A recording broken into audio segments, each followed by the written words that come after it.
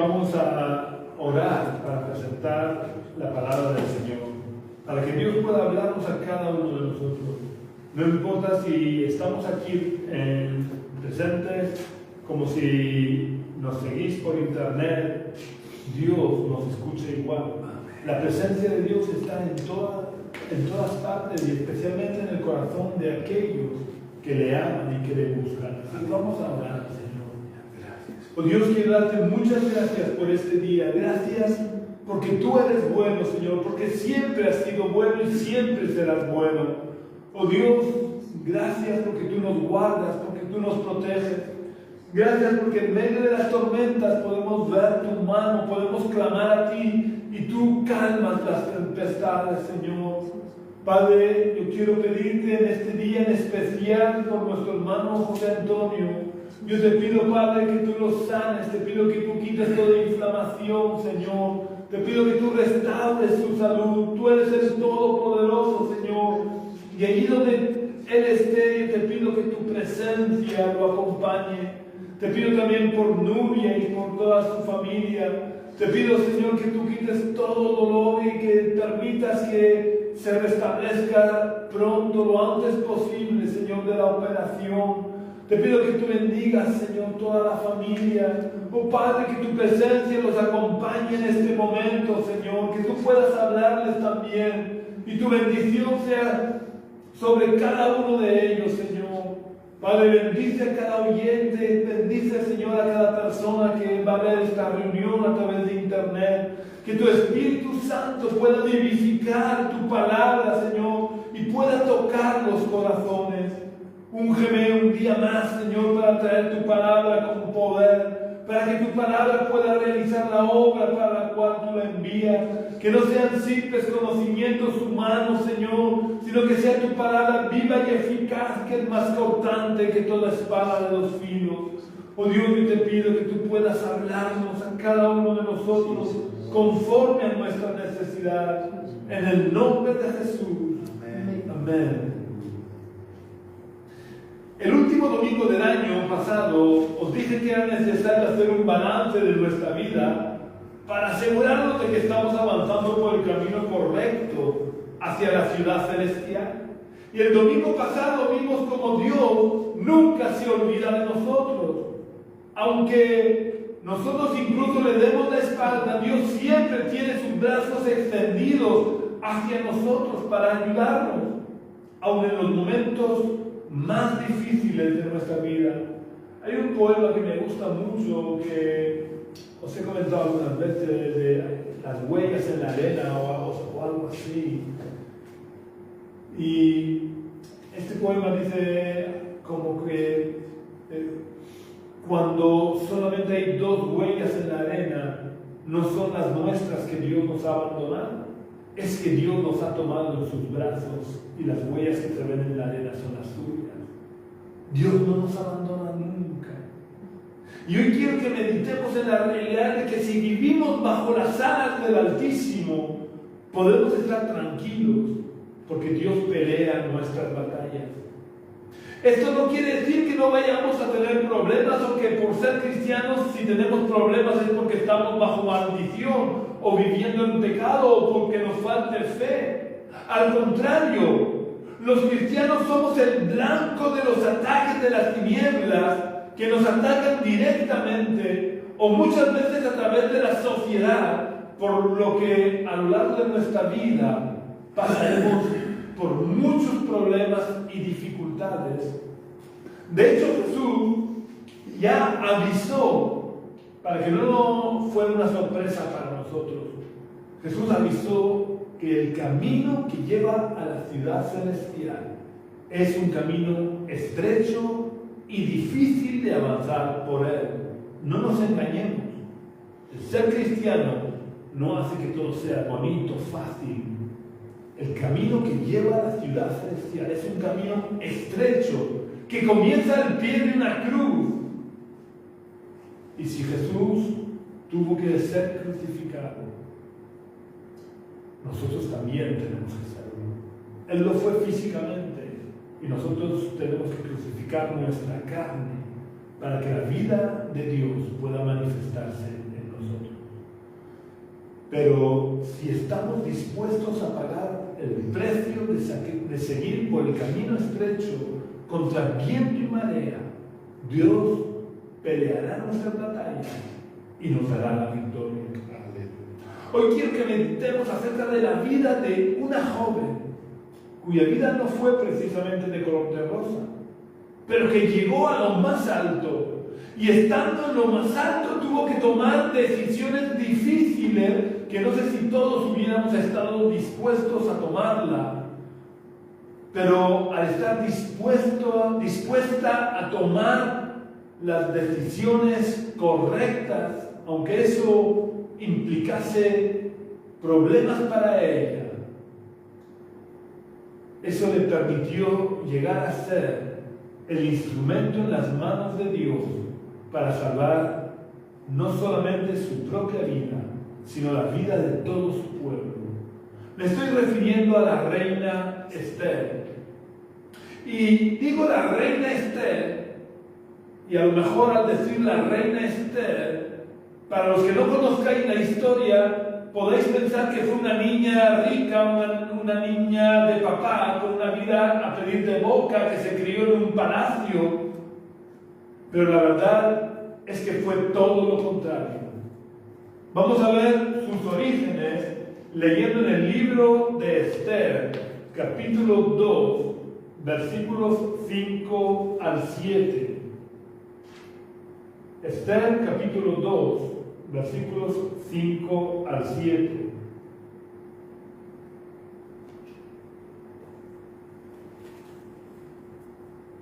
Estos versículos nos dicen que en Susa, la residencia real, Susa era la capital del imperio medo-persa, en Susa, la residencia real, había un judío cuyo nombre era Mardoqueo, hijo de Jair, hijo de Simei, hijo de Cis, del linaje de Benjamín, el cual había sido deportado de Jerusalén con los cautivos que fueron llevados con Jeconías, rey de Judá, en la deportación que hizo Nabucodonosor, rey de Babilonia, y había criado a Adasa, es decir, a Esther, hija de su tío, porque era huérfana. La joven era de hermosa figura y de buen parecer. Cuando su padre y su madre murieron, Mardoqueo la adoptó como hija suya. Esta joven era judía y siendo pequeña tuvo que pasar por una terrible experiencia, ya que tuvo que vivir el asedio y la destrucción de Jerusalén, ciudad en la que vivía con su familia. Y muy probablemente sus padres murieron en el asedio o durante la guerra posterior que trajo la destrucción total de la ciudad, por lo que fue adoptada por su primo Mardoqueo, con el que tenía una gran diferencia de edad, por lo que Mardoqueo la crió como si fuera su hija. Y para colmo, fueron deportados a Babilonia, donde tuvieron que vivir exiliados. El futuro de esta muchacha no parecía muy prometedor, pero su primo la educó en el temor de Dios. Así que Dios preparó las circunstancias para usarla como instrumento en sus manos para bendecir a todo su pueblo y librarlo de los planes de las tinieblas para destruir por completo al pueblo judío. Resulta que cuando Esther era una joven guapa y atractiva, antes de que se pudiera comprometer con un hombre, Asuero, el rey del imperio medo-persa, celebró una gran fiesta y cuando todos estaban alegres por la bebida, hizo llamar a su esposa Vasti. Probablemente su pretensión era de que acudiera ligerita de ropa. Esto no lo dice la Biblia, pero era la costumbre del momento. Y lo que sí dice la Biblia es que el rey ya estaba alegre bajo los efectos del vino y quería presumir de la belleza de su esposa. Ante esta situación, la reina se niega a obedecer la orden de su marido. Y aunque esto hoy en día lo entenderíamos y lo veríamos normal, en aquella época era un auténtico desafío, porque las mujeres debían absoluta obediencia a sus maridos. Así que como consecuencia de este acto de rebeldía, aunque sea justificado, la reina Vasti fue desechada y el rey la repudió como esposa. Hoy en día diríamos que se divorció de ella, pero el rey del imperio más importante de ese tiempo necesitaba tener una esposa que jugara el papel de reina y estuviera al lado del rey en los momentos importantes de su reinado. Así que los criados del rey, preocupados también por sus propias esposas, dado que el rey tenía el derecho de acostarse con quien quisiera, le propusieron que realizara el primer concurso de mises de todos los tiempos, para que desfilaran delante del rey todas las muchachas más bellas del reino, con el fin de que el rey pudiera escoger a una como sustituta de la reina Vasti.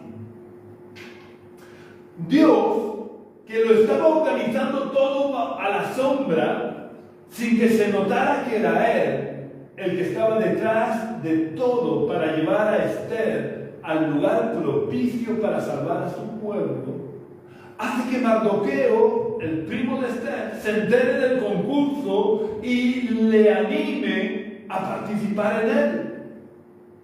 Dios, que como digo, estaba detrás de todo, hace que Esther gane el concurso de Miss Persia y a su héroe se enamore de ella.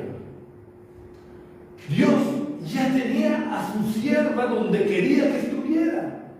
Pero, ¿por qué Dios tuvo interés en que Esther llegara a la posición más alta del imperio medo-persa? Y movió todos los hilos necesarios para conseguir su objetivo, llegando incluso a organizar un concurso de belleza. De momento voy a dejar la pregunta en el aire. Y vamos a hacer memoria de lo ocurrido incluso antes de la creación del ser humano. Porque todo lo que hemos visto hasta ahora no es más que la consecuencia o el devenir de los acontecimientos o el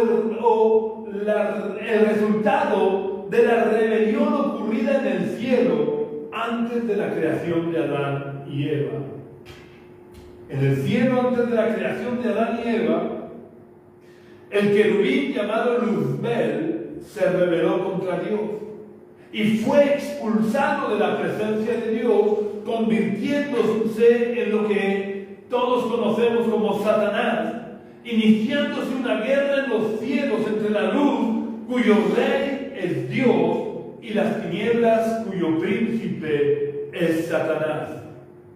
Estando las cosas así en el mundo espiritual, Dios hace la creación física que conocemos y crea al ser humano en un estado de absoluta perfección y santidad, con los que mantiene una relación real y personal. Él bajaba todos los días del cielo a la tierra para pasear con su creación por el jardín del Edén.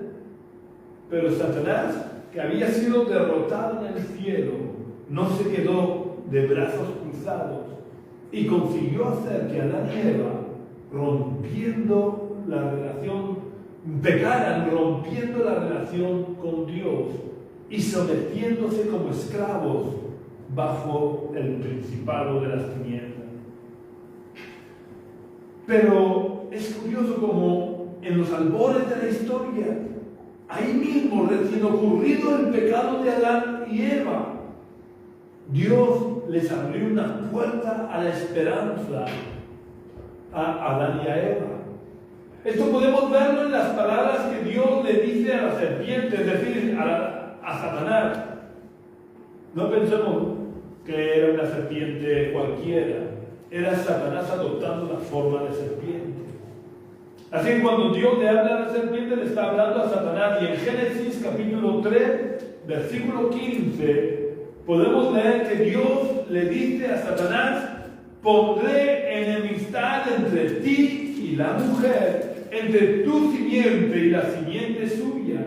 Esta te herirá en la cabeza y tú le herirás en el talón.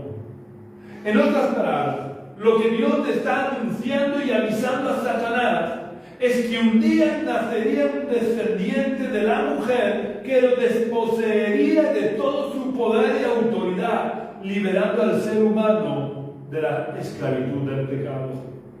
Dios le estaba diciendo a Satanás: has ganado una batalla aquí en la tierra, pero no has ganado la guerra. La guerra sigo ganándola yo, porque para eso soy Dios. Y yo haré que de la descendencia de la mujer nazca el Mesías, el Cristo, que te pisará la cabeza y te desposeerá de todo tu poder y autoridad. A partir de este momento hay un permanente intento de Satanás y de todo su principado de las tinieblas de impedir que nazca este descendiente de la mujer, que, como he dicho, conocemos como el Mesías o el Cristo. Y a lo largo de toda la historia antigua vemos todos los intentos fallidos de Satanás por frustrar el plan de salvación ideado por Dios. Vez tras vez, Satanás fue fracasando hasta que hace algo más de 2000 años nació el Mesías. Lo que ocurre a lo largo de toda la historia entre Dios y Satanás, y esto quiero que quede muy claro, no es que Satanás va poniendo tropiezos al plan de Dios y Dios sobre la marcha tiene que ir poniendo, valga la redundancia, en marcha un plan B. Lo que ocurre realmente es que Dios hace las cosas de tal manera que usa a Satanás para poder realizar su plan A. Satanás nunca ha logrado torcerle el brazo a Dios y hacer que Dios tuviera que improvisar un plan B. Todo estaba bajo el control de Dios. Y aún Satanás, aunque no lo crea y no lo quiera aceptar, no es más que un simple peón para que Dios siga poniendo en marcha su plan A. Por eso, cuando Dios escoge a Abraham y Satanás hace que su esposa sea estéril, Dios le da el hijo de la promesa a Abraham, con el que seguir con su plan de salvación. Cuando Satanás logra que Isaac se case con una mujer estéril, Dios vuelve a intervenir para que pudiera nacer Jacob, con el que trató preparándolo para ser el heredero de las promesas.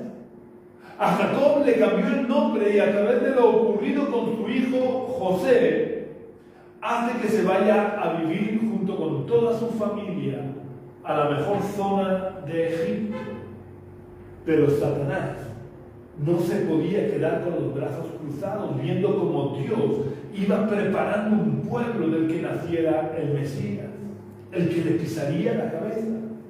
Así que trata de frustrar los planes de Dios, sometiendo a los descendientes de Israel, a los descendientes de Jacob, a una dura esclavitud para que no se pudieran procrear y de esa forma ir reduciendo paulatinamente la cantidad de descendientes de Israel hasta hacerlos desaparecer. Dios de nuevo interviene en lo que aparentemente es el plan B de Dios. Pero lo que Satanás no sabía es que él estaba siendo usado por Dios para seguir con su plan A. Porque gracias a la esclavitud, Dios consiguió varias cosas, como por ejemplo fortalecer a su pueblo que iba a tener que atravesar un desierto andando. También consiguió que unos hermanos desunidos, como eran los hijos de Jacob, llegaran a estar fuertemente unidos y llegaran a tener conciencia de pueblo. Ya no eran simples hermanos que vivían juntos, ahora tenían un sentimiento de nación. Pero además, Dios a través de la situación que Satanás había provocado, pudo demostrar su poder ante el pueblo de Israel y demostrarles que Él era el único Dios verdadero, infinitamente superior a los dioses de la tierra. Podría seguir poniendo ejemplos de cómo Dios siempre movió los hilos en favor de su pueblo, pero para no alargarme demasiado, vamos a volver al caso que nos ocupa en esta mañana. Estando Israel en el exilio, Satanás vio la oportunidad perfecta para destruir al pueblo de Israel y frustrar los planes de salvación de Dios, impidiendo que naciera el Mesías. Vamos a leerlo en Esther capítulo 3. Vamos a leer el versículo 1 y saltamos al versículo 5 y 6.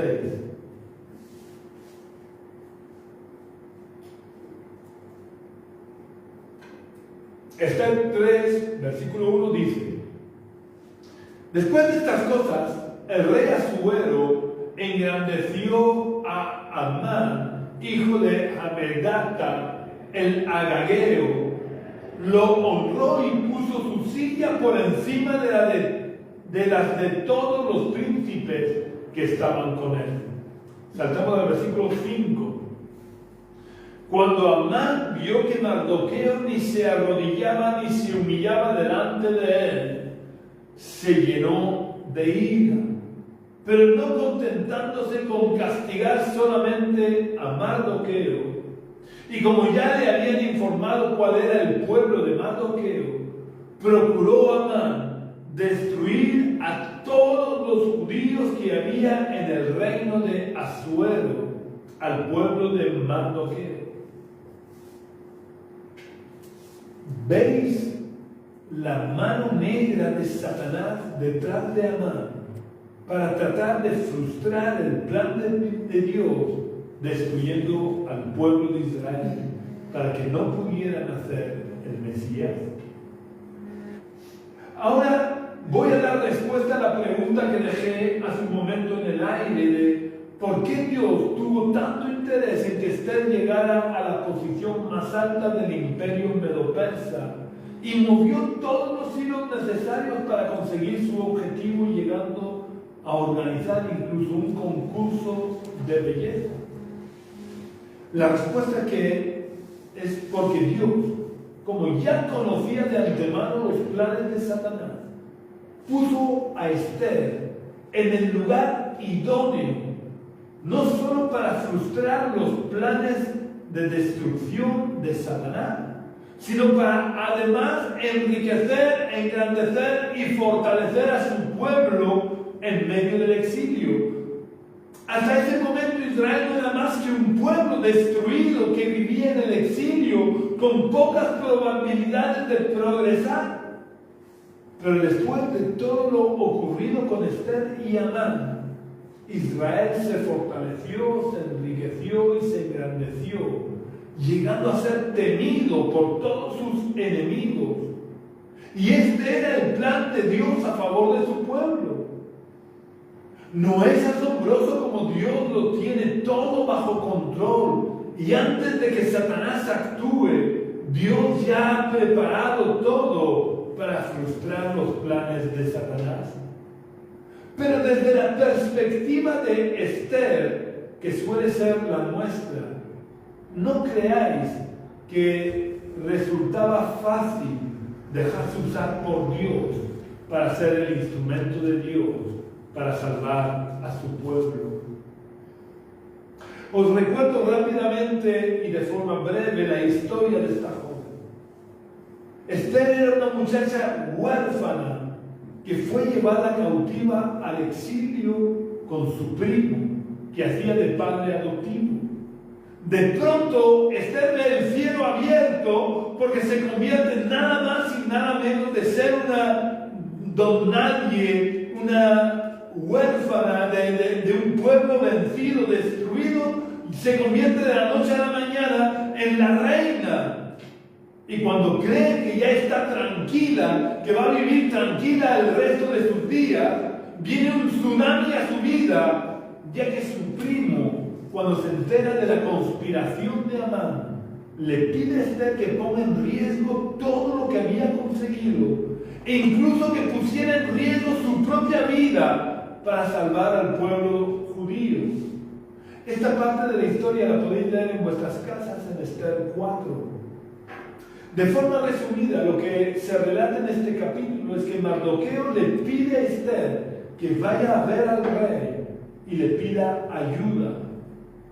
Pero esto que nos podría resultar fácil y que Esther podía realizar fácilmente, tenía un gran problema. Y es que había una ley en Persia que decía que nadie, ni siquiera la esposa del rey, podía entrar a ver al rey sin antes haber sido llamado por el rey. Y cualquiera que tuviera la osadía de ir a ver al rey sin ser llamado, sería condenado a muerte, salvo que el rey le extendiera su cetro de oro. Esther le recordó a su primo esta ley, a pesar de que Mardoqueo, al igual que el resto de la población del imperio medo-persa, conocían esta ley. Y se la recuerda no por recordársela, porque Esther sabía que su primo la sabía. Se la recuerda dándole a entender que ella no iba a poner en riesgo su vida entrando en la presencia del rey sin haber sido llamada por el rey. Porque como cualquier persona, Esther tenía miedo a ser condenada a muerte. Mardoqueo, ante una adversidad tan grande, era consciente de que Dios de alguna manera iba a librar a su pueblo del mal tan grande que Amán había preparado. Así que hace reflexionar a Esther para que fuera consciente de que con la ley que Amán había promulgado, ella también iba a correr peligro, ya que ella era judía también. Esther, al darse cuenta de que su primo tenía razón, hace lo que todo hijo de Dios debería hacer cuando está ante lo que parece un problema insalvable. Vamos a leerlo en Esther 4, vamos a leer solamente el versículo 16, donde se recoge la respuesta de Esther a Mardoqueo.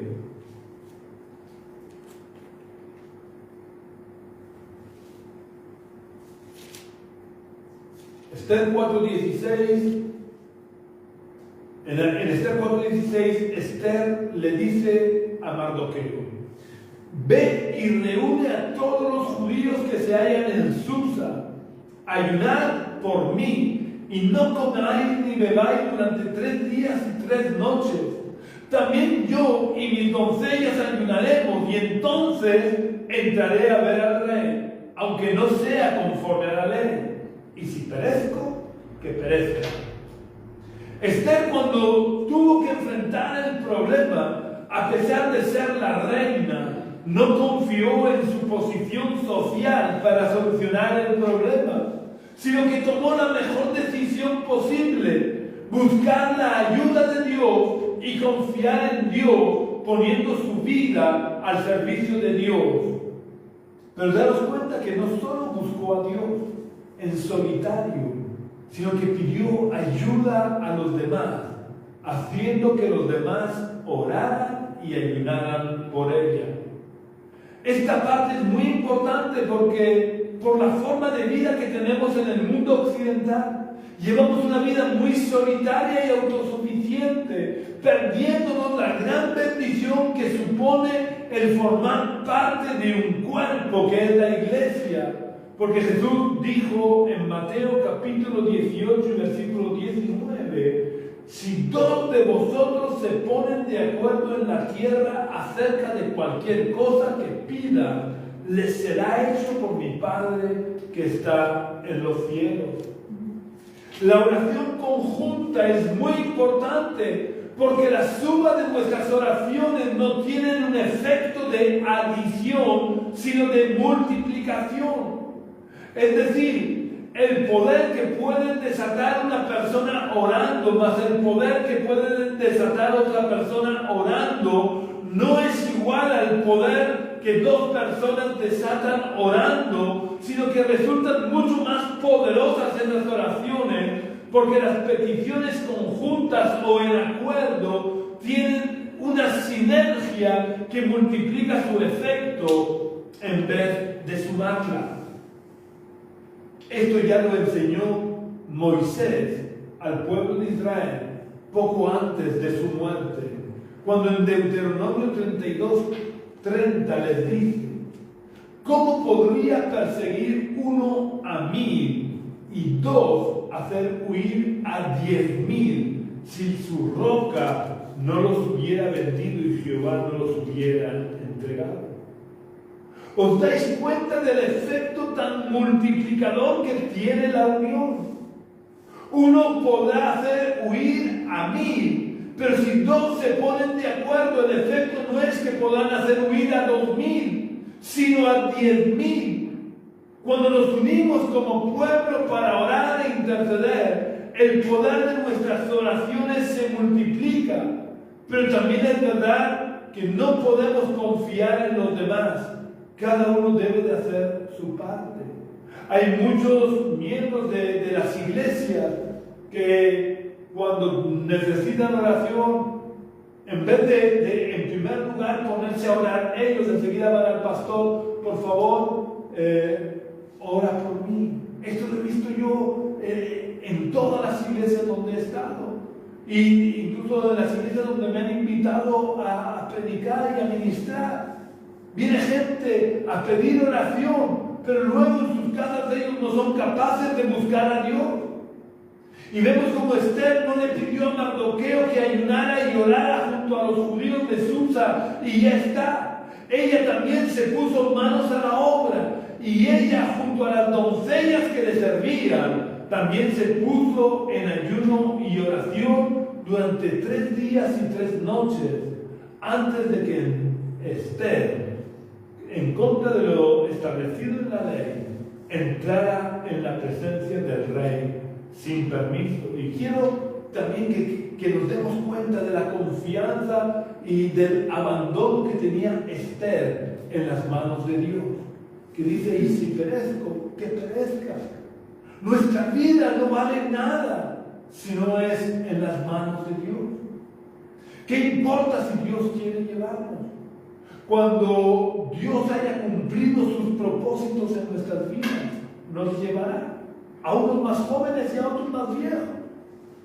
Pero debemos de vivir confiados. Yo siempre digo, un poco en plan de broma, pero muy en serio realmente, que yo soy inmortal. A mí nadie me puede matar. Pero cuando llegue el día, la hora y el minuto en el que Dios me llame a su presencia, aunque esté metido en una urna, me moriré, porque mi vida está en las manos de Dios. Así que Esther decide que lo alcanzado hasta ese momento, el haber llegado a ser la reina del imperio más importante de su tiempo, no tenía ninguna importancia.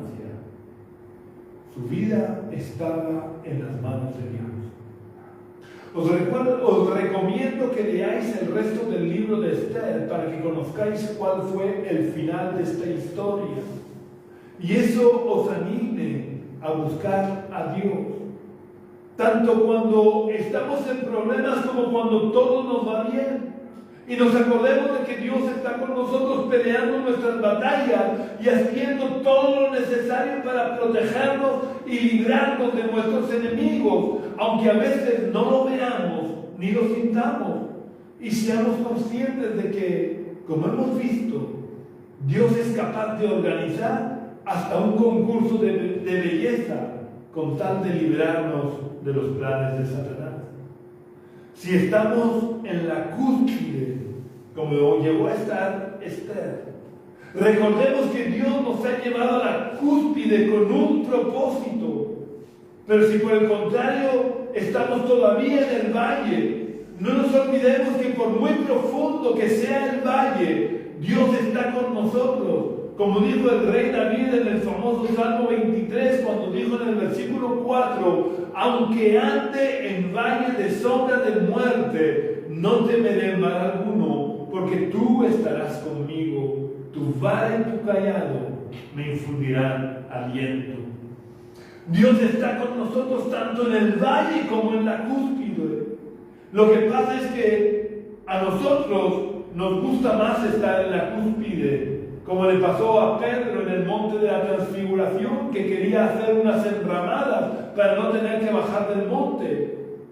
Pero muchas veces Dios permite no solo que tengamos que bajar del monte, sino que además tengamos que bajar a lo profundo del valle para prepararnos, para luego volvernos a hacer subir a la cúspide, siendo un instrumento útil en sus manos.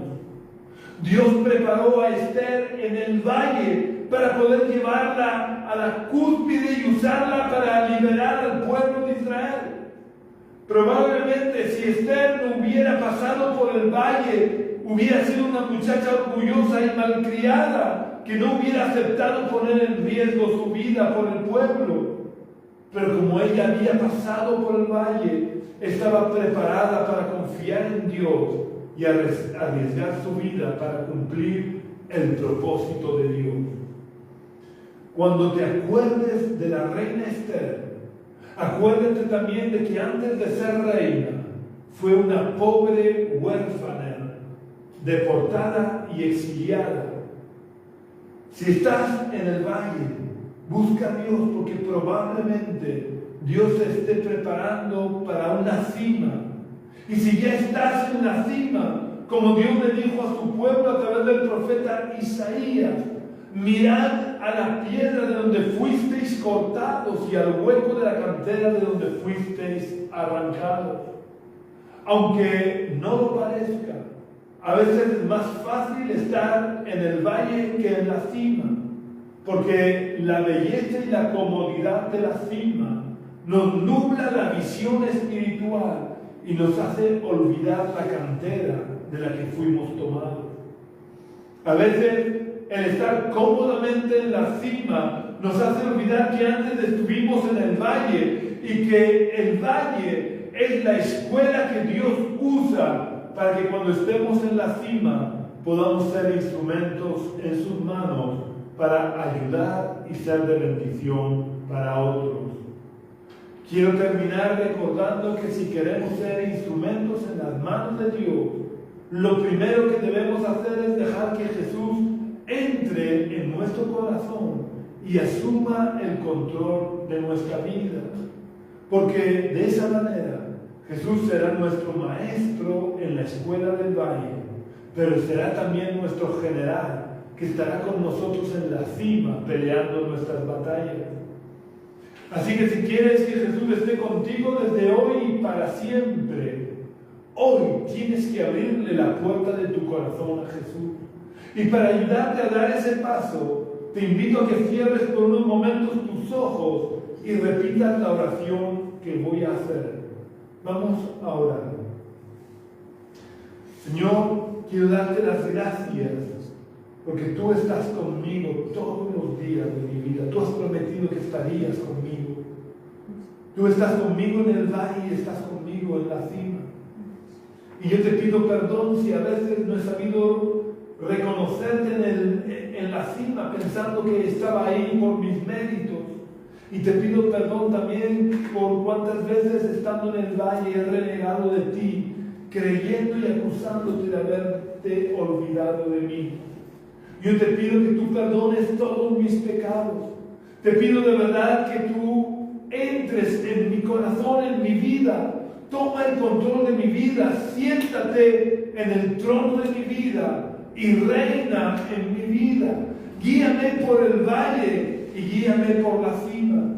En todo lugar, en toda circunstancia, te entrego mi vida, te entrego el control de mi vida, Señor, para que tú puedas gobernar mi vida y yo pueda ser un instrumento útil en tus manos, desde hoy y para siempre. Te entrego toda mi vida y todo mi corazón. Amén. Si has hecho la oración, como suelo decirte cada domingo, no dejes de buscar una iglesia donde se predique de verdad el Evangelio y no tradiciones humanas, y te unas a ella. Porque todos somos miembros del cuerpo de Cristo, la iglesia. Y como miembros de un cuerpo no podemos vivir aislados, no podemos ser llaneros solitarios. Nos necesitamos los unos a los otros. Necesitamos poder alabar, adorar a Dios como un cuerpo, como un pueblo, como una familia. Necesitamos recibir el alimento espiritual como pueblo, como cuerpo. Por eso, si puedes, no te quedes en tu casa. Acude a las reuniones presenciales. Pero si no has hecho hoy la oración, si no has aceptado a Jesús en tu corazón, acuérdate que tal vez mañana sea demasiado tarde. Cierra por unos momentos tus ojos, arrepiéntete de tus pecados e invita a Jesús a entrar en tu corazón. También quiero pedirte, si es tu voluntad y quieres ser de bendición para otros, comparte este culto en todas tus redes sociales para que el Evangelio se vaya extendiendo lo más posible. Ya sabéis que si queréis contactar con nosotros, si queréis visitarnos, si queréis compartir un culto presencial, podéis venir a la calle Río Júcar, número 19 bajo, del barrio de los Dolores de Cartagena. Tenemos reunión en este lugar que acabo de citar los domingos a las 11 de la mañana. Aunque por motivos personales este domingo que viene no habrá culto presencial, pero pondremos en esta página Facebook un enlace en el que podáis participar de un culto, del culto de la iglesia del puerto de Sagunto. Pero si quieres visitarnos, puedes hacerlo el domingo día 2 de febrero, serás muy bienvenido. También puedes contactar conmigo a través del teléfono que figura en esta página de Facebook de la Iglesia Génesis. O puedes visitar nuestra web, que es iglesiagenesis.jindofree.com. Iglesia Génesis se escribe tal cual suena, todo junto, sin acentos, sin mayúsculas. Jindofree, deletreado JIMDOFREE.com. Un abrazo muy fuerte, que Dios te bendiga grandemente y tengas una semana muy bendecida.